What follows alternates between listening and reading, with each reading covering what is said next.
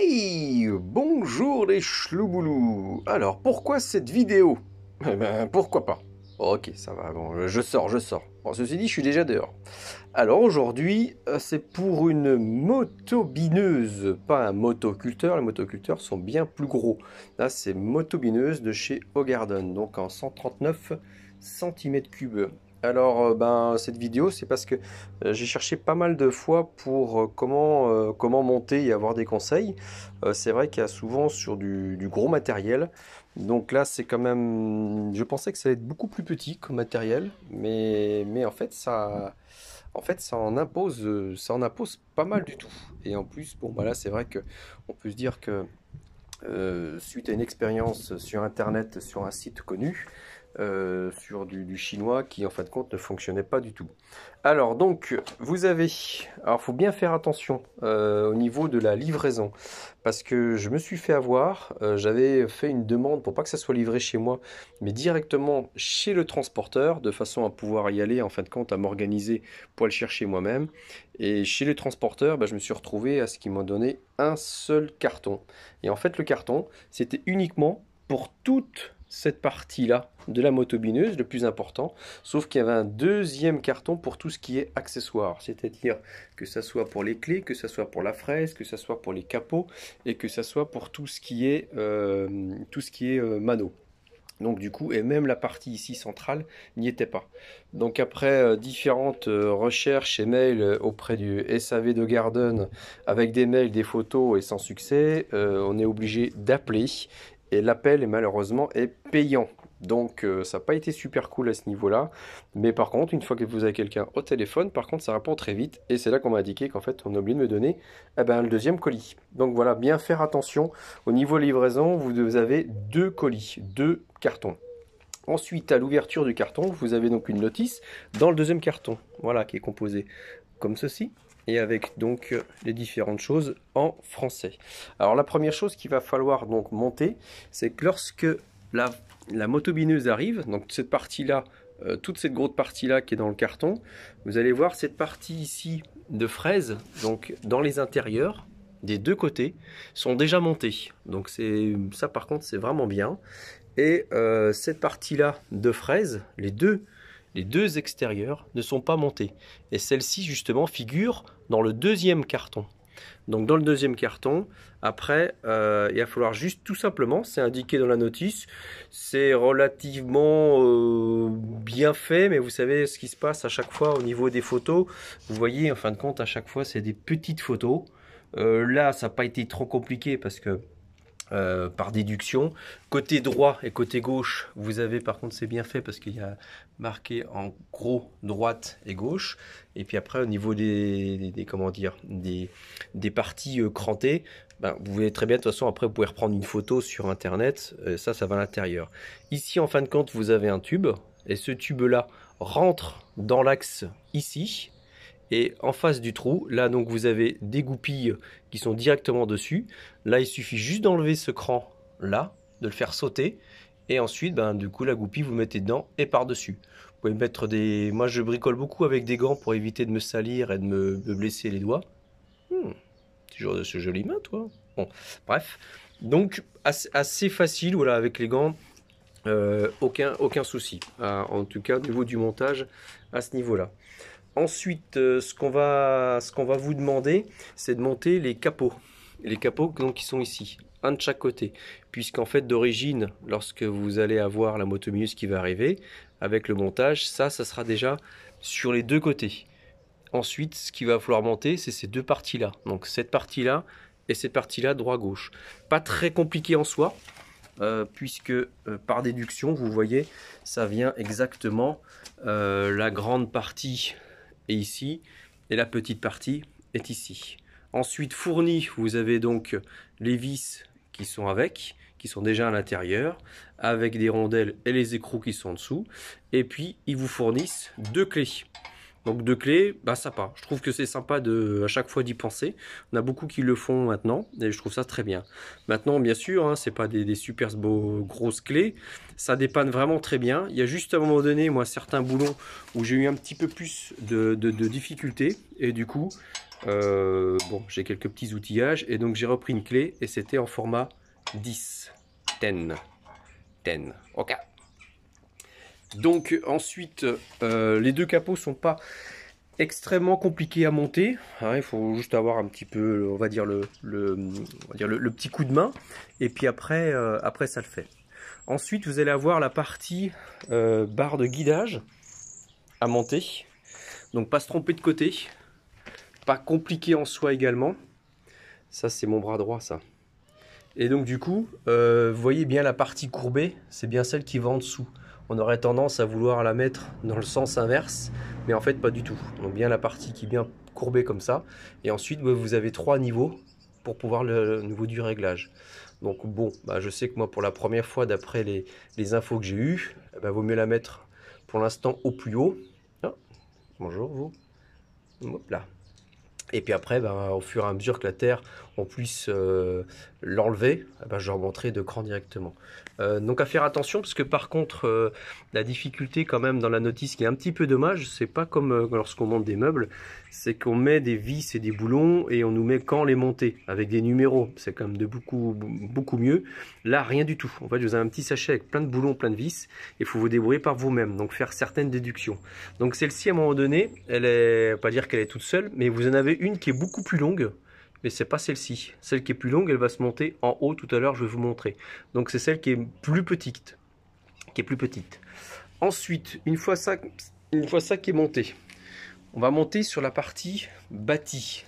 La partie très importante qui justement figure dans le deuxième carton. Vous voyez, en fait, c'est tout ce socle. Toute cette partie-là de socle là, hop, jusqu'en haut, et bien en fait, il y a 4 vis. 4 vis qui sont déjà mise directement sur la motobineuse. Alors là par contre, c'est ici que la difficulté commence. Parce que comme ici, vous avez les trous, ok. Bon, ensuite, vous repassez en dessous pour pouvoir visser. Celles-ci, n'ont pas été difficiles, mais ces deux-là devant, là franchement, elles ont été vraiment dures à mettre. Parce que il y a un moment donné, ça tombe pas vraiment en face. Donc si vous serrez, vous vous retrouvez avec une vis qui est en biais comme ça. Donc vous imaginez, après vous pétez le pas de vis. Donc à chaque fois il faut la renlever. J'ai essayé une fois à gauche, une fois à droite, pas visser entièrement, un petit peu, et de façon que vraiment ça tombe en face. Là, moi en tout cas, j'ai vraiment mis du temps à pouvoir le faire. Donc cette petite partie là, un peu plus délicate. Ensuite, pour les visser, donc vous voyez en fait après à l'intérieur, vous avez donc les écrous, ok. Donc chaque fois en dessous. Alors, petite chose qu'ils ont oublié, en tout cas je pense pas m'être trompé parce que j'ai bien fait attention au niveau des diamètres des différentes vis, des différents boulons. Et au total, je dis bien au total, à la fin, dans tout ce que j'ai à visser, il m'a manqué 4 boulons.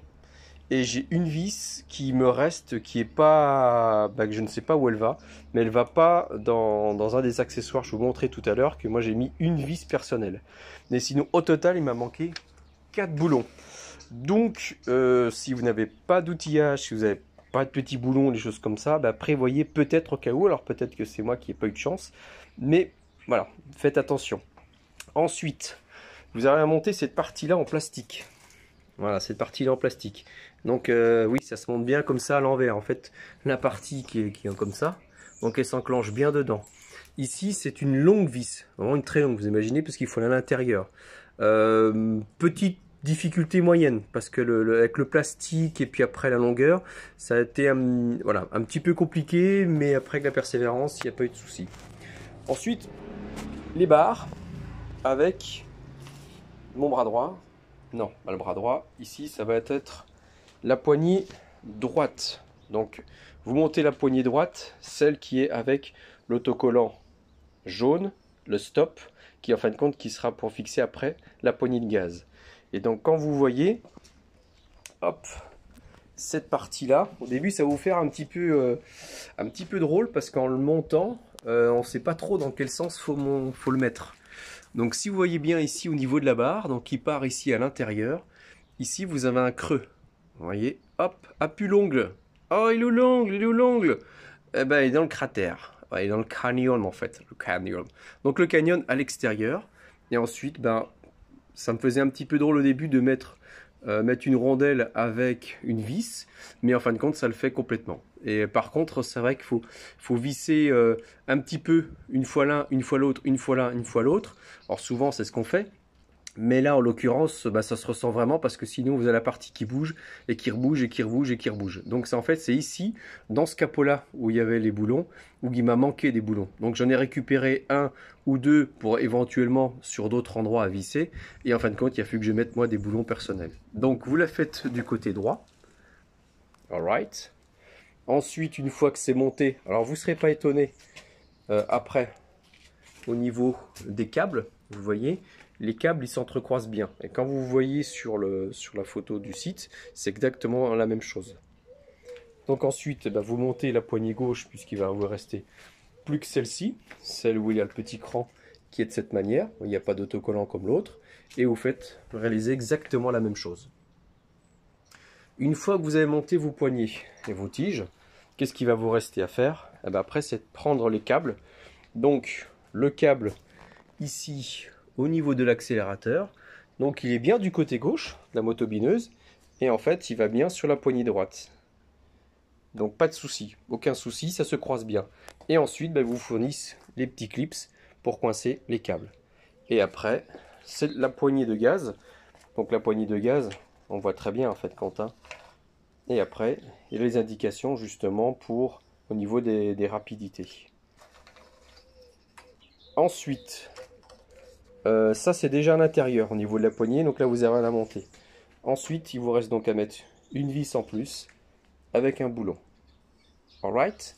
Et ensuite, de l'autre côté, au niveau de l'embrayage. Alors là, au niveau de l'embrayage, vous allez commencer par au niveau du câble embrayage. Hein, pareil, donc celui-ci, câble embrayage, part de droite, il se croise et va bien sur la poignée de gauche. Au niveau du câble, en fait, quand il arrive, quand vous l'avez, c'est toute cette partie-là, sans la poignée. La poignée, elle est justement dans l'autre carton. Donc en fait, ce qui est dans la motobineuse, c'est cette partie de câble-là qui rentre à l'intérieur avec les deux vis. Donc tout ce que vous allez faire, c'est à dévisser là ce boulon, vous le dévissez jusqu'ici, de façon à ce que cette partie-là, vous la rentrez dans l'ergot ici. Et en fait, après ce boulon-là, hop, vous le mettez dessus et vous serrez. Et après, dans l'avenir, selon ce qui se passe au niveau de l'embrayage, c'est ça qu'il faudra desserrer ou pas au niveau du câble. Et ensuite, le câble, il va à l'intérieur de la manette. Alors cette partie-là, elle fait un petit raidillon. Ça vous fait comme comment dire, comme un virage dangereux en fait. Ça vous fait comme ça. Et vous avez juste à la mettre dedans. Vous la tournez un petit peu et hop, elle se cale dedans. Là-dessus, pas de souci.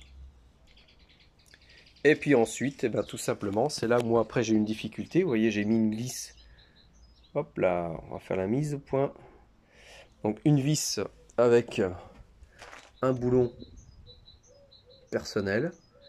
Un petit peu du mal à faire la netteté. Et donc en fait, la vis qui me restait pour celle-ci, alors j'ai bien fait attention au niveau de chaque longueur, vraiment partout.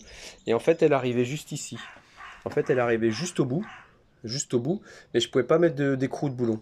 Donc moi, j'ai mis une vis personnelle avec un écrou.